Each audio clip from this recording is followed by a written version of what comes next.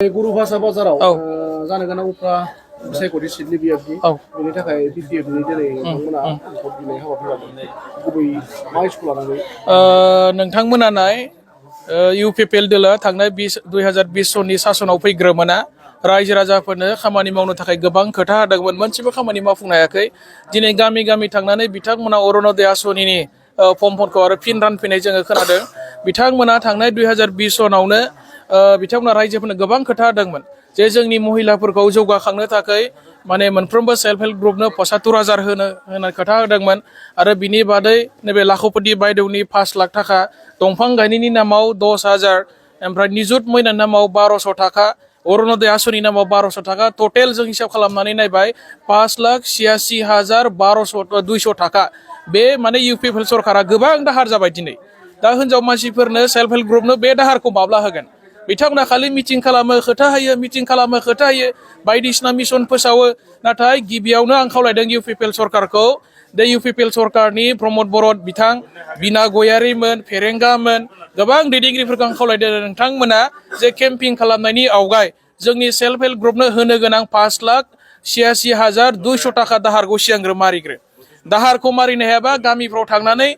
जोंनि महिलाफोरखौ आइजोफोरखौ लानानै मिटिं खालामनाया नोंथांमोना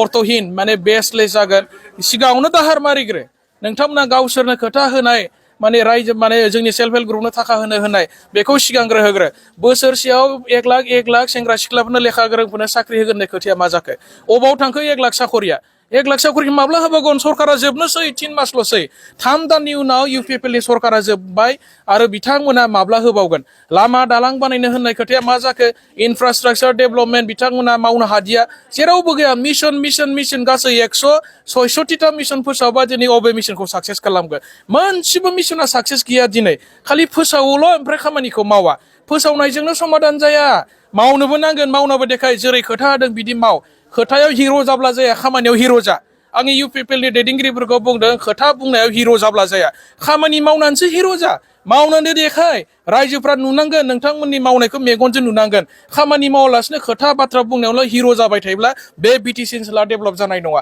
खालि हिर'ल' बिथांमोना हिर' जानायानो बिथांमोननि थांखि नामा खामानिखौ माब्ला मावगोन सरकारानो जोब्बाय 3 मासल'सै दिनै जों दखानदारि हाबना सोंदों दखना बेफार गैला दिनै आरनाय जि बायग्रा मानसि गैला 10,000 12,000 15,000 नि दखना गानग्रा बेबायदि सिख्ला मानसि गैला बिटिसिनि मानसिफोरनाव दिनै थाखा गैला दखानाव दिनै बिक्रि जाला मैगंफ्रा बिक्रि जाला गावसोरथ' होनदोंमोना बन फानना जानांला बर'फ्रा माने मैगं खाना जानांला साम' फानना जानांला जौ सेरेब फानना जानांला जों सरकार फैग्रोमोना जों बयखौबो रांखान्थियाव जोङो जौगाहोगोन होनना बुंबाय गामि गामि बेरायब्रा नायथा मानसिफ्रा दिनै मैगं खानानै फानाब्ला उफाय गैया अन्थाइ देनानै जायाबा उफाय गैला दिनै जोंनि बर' सेंग्रा सिख्लाफ्रा लेखा गोरोंफ्रा दिल्ली बम्बाइ बेंगालर थांनानै इन्डास्ट्रिफ्राव फेक्टरिफ्राव माने हाजिरा मुजिरा मावनानै जायाब्ला उफाय गैला मानो एमप्लयमेन्ट आनएमप्लयमेन्ट प्रब्लेमखौ मानो फोजोबनो हादिया खोथाल' होब्ला समाधान जायाथ' खामानि माव आं बेनिखायनो रिक्वेस्ट खालामदों नोंथांमोना बेबायदि खोथा गिदिर बुंनायनिफ्राय गोजानावथा खामानिखौ माव आरो पिटिसिखौ गमामायै डेभेलप खालाम पिटिसिखौ धंस खालामनायनिफ्राय